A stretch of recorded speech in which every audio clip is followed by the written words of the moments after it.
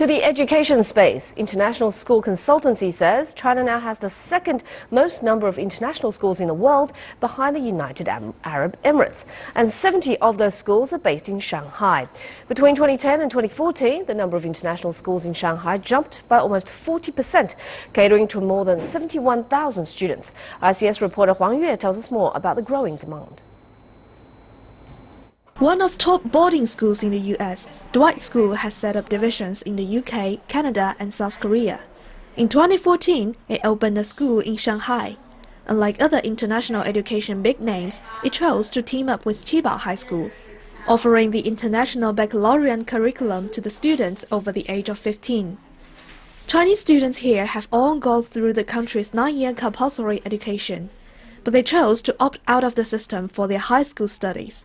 For Gaokao, it's only about standardized tests, and that's it. But like here, we have to do lots of extracurriculum activities. We have to do like social services. We also get a lot of chances to do public speaking and initiating group projects. I think those are of course like challenging to me, but I feel like they can really benefit me in terms of long-term growth. I think in this school we got more chance than in the traditional Chinese schools. We can choose which class we want to choose, and it's more flexible.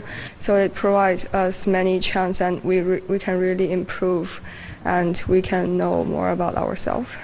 International education in China has been mainly the market for children for expatriate families working for multinational companies.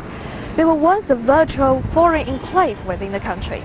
Nowadays, more local families are sending their children to international schools where they study curriculums from the US or the UK. Many parents are using international schools as a springboard for their children to get places in British or American universities, instead of taking the highly competitive National College Entrance Exam, or Gaokao. We plan to send our son abroad for higher education after he finished high school. But some of our friends have children who went abroad for university, and they had a really tough time adjusting in the first year. So when we learned about the high schools here offering international curriculum, we chose to send him here. Although parents want their kids to be exposed to a different style of education, most still want their kids to also have a Chinese education.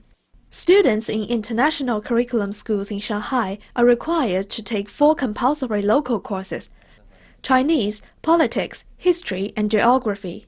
Because there are opportunities for more Chinese national students to be engaged in international education, that is a trend that is undeniable. But I think that one of the really important things is to think about how that education should be structured.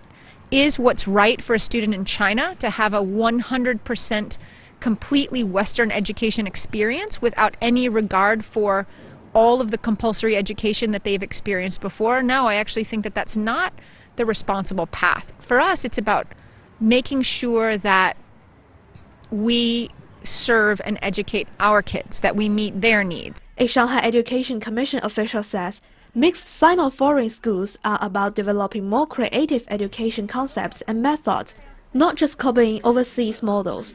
Huang Yue, ICS for CCTV, Shanghai.